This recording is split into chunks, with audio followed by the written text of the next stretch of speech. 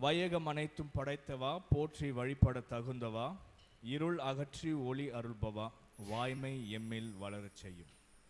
The Creator God who is worthy to worship, who removes the darkness and brings light, and we request God for us to grow in truth. வாய்மை என்றால் truth. வாய்மை எம்மில் வளரச் செய்யும். சரிங்களா? பாடலாமா? நான் பாடுறேன், நீங்க ரிப்பீட் பண்ணுங்க. வையகம் அனைத்தும் படைத்தவா, போற்றி வழிபட தகுந்தவா,